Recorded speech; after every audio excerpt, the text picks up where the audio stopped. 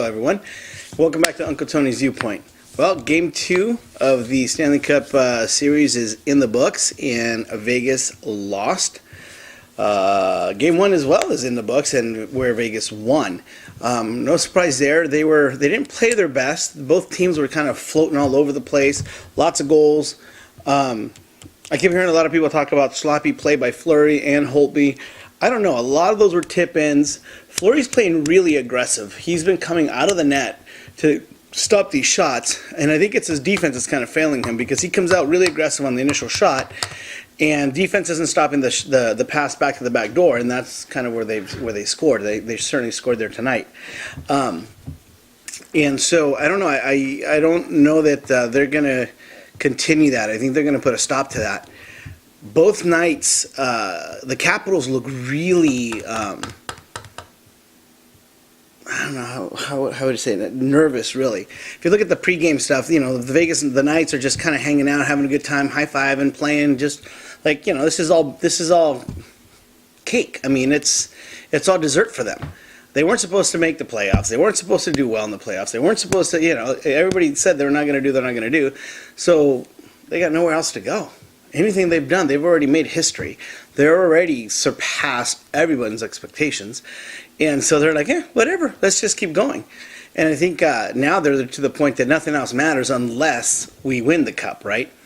Whereas the Capitals, I think, are just a little bit too desperate to win a cup. And I don't know that they're going to be able to keep up with them. Each one of their, you know, they have 2 or 3 games. They went to Game 7. They've had long series.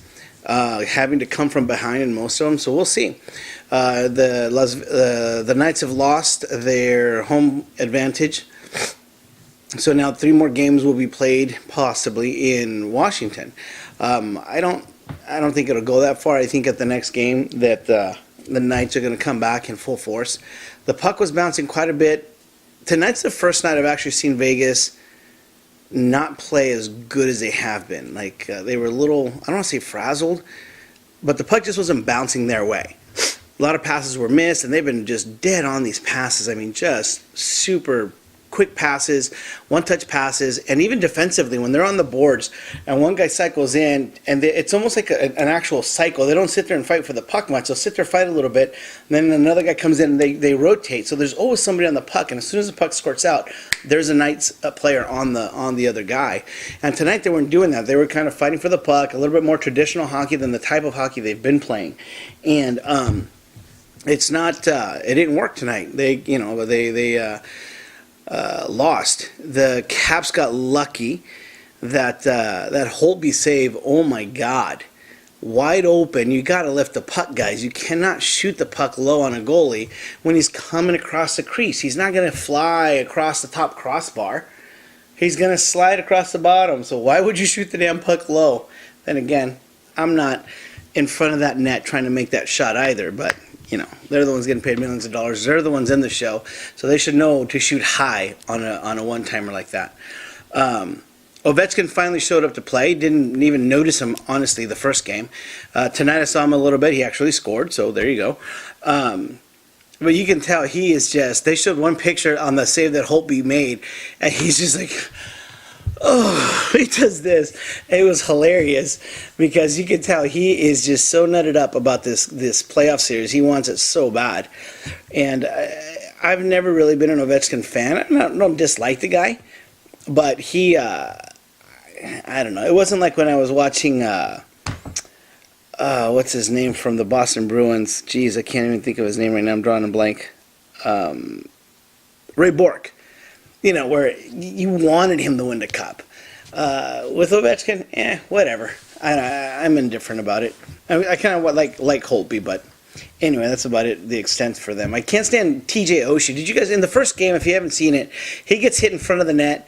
He just gets a little smack on the shin guard. He must have been a soccer player as a kid or something because they just tap him. He's like, oh, he comes down like, actually, first it was on the arm, and he drops down like he's so much pain. And as he's coming back up, somebody hits his shin pad, and he goes, and he falls down and hits the ground, you know. It's like, come on, dude. Quit embellishing. And I can't stand that. If you're gonna play the game. I hate the embellishing. That's why I can't stand soccer. If they got rid of the fake dives and the embellishing in soccer and just started calling them like kind of like they do in hockey for embellishment and get a penalty for fake for trying to draw a penalty, I'd be all over soccer. But until they get to that point, they're just a bunch of, oh my gosh. Anyway, it just annoys me. They're stupendous athletes, but why do they have to do that? I don't get it. Just like a hockey player, like Marchand, that Serge likes so much. He's a really good hockey player. He doesn't have to play dirty, but yet he does, and it just makes him a shitty player at that point. It's like why do you don't have to do that? Why do that? Just go out and play. But in any event, that's the game, I guess. Wilson's hit on Marchessault.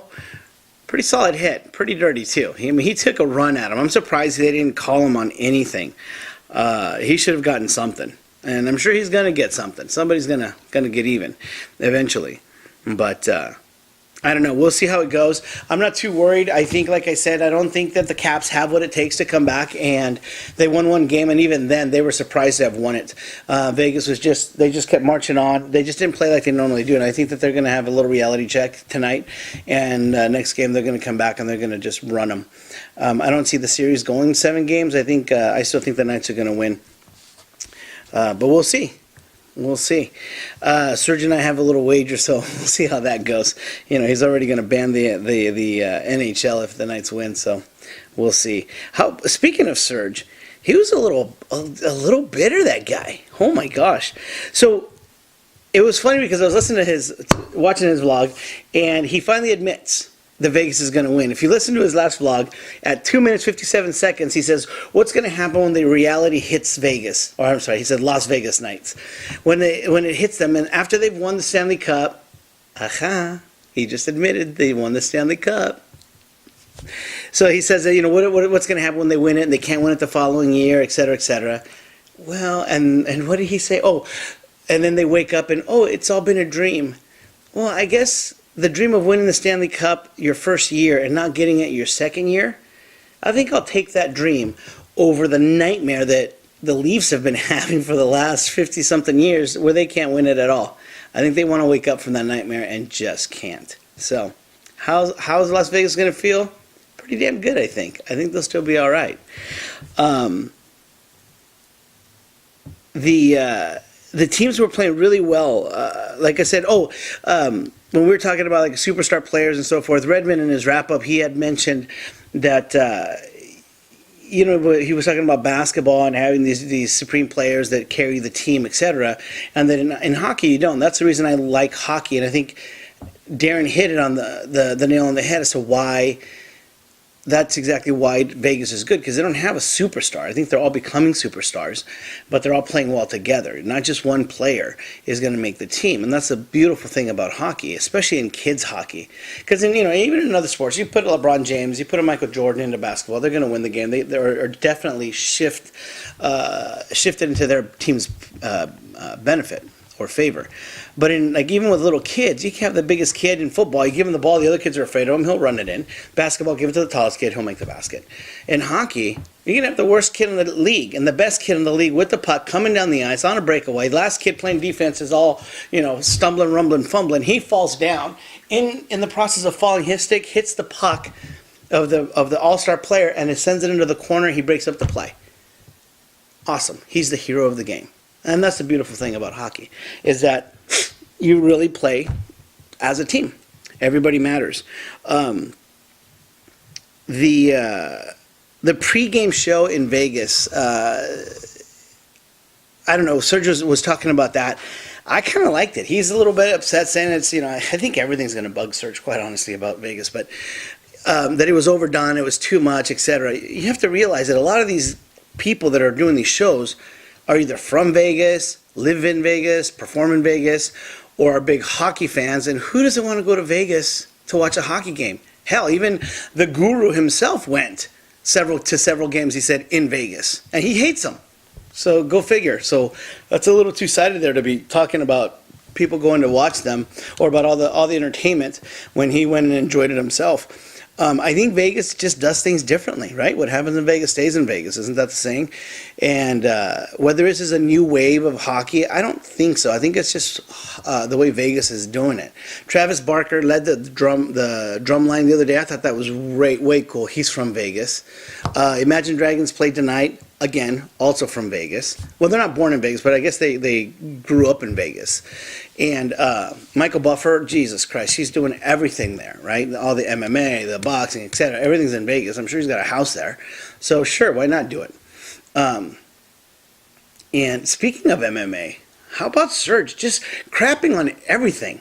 You know, one guy on his blog or his YouTube comments put down that he needs to have his blood pressure checked because that much salt isn't healthy.